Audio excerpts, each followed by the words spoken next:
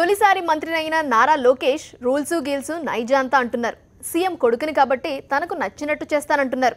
CS ఆదేశాలు కూడా don't care అంటున్నారు. హైదరాబాద్లో రివ్యూలు పెట్టొద్దని సీఎస్ సర్క్యులర్ ఇస్తే 24 గంటల్లోనే దాన్ని బ్రేక్ చేసేశారు లోకేష్. సీఎస్ ఆదేశాలు బేఖాతరు. హైదరాబాద్లో సమీక్షా సమావేశాలు.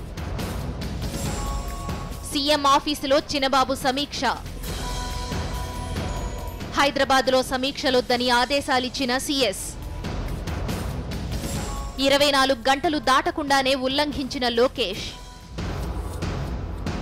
హైదరాబాద్ లేక్ వ్యూలో లోకేష్ రివ్యూ సమావేశాలు.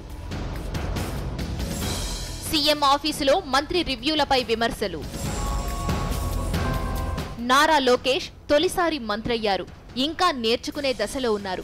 కానీ తండ్రి చంద్రబాబు ప్రభుత్వ ఆదేశాలే ఆయన లెక్క చేయనంటున్నారు. మంత్రై 10 రోజులు కాకుండానే ఆయన వైఖరి ఇప్పుడు ఐఏఎస్లు, సచివాలయం ఉద్యోగుల్లో చర్చనీయాంశంగా మారింది.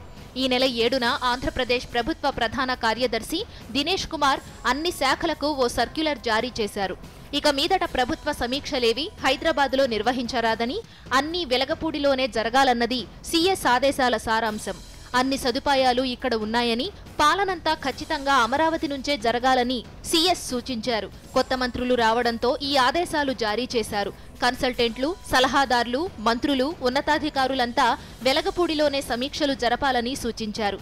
ఈ ఆదేశాలను ఇతర మంత్రులెవ్వరూ అతిక్రమించలేదు. కానీ సీఎం చంద్రబాబు కుమారుడు మంత్రి లోకేష్ మాత్రం 24 గంటల్లోనే బ్రేక్ చేశారు.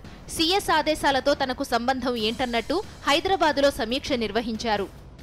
హైదరాబాద్లోని ఏపీ సీఎం అధికారిక నివాసం లేక్ వ్యూ గెస్ట్ హౌస్లో మంత్రి లోకేష్ తన శాఖ అధికారులతో సమీక్షా సమావేశం నిర్వహించారు.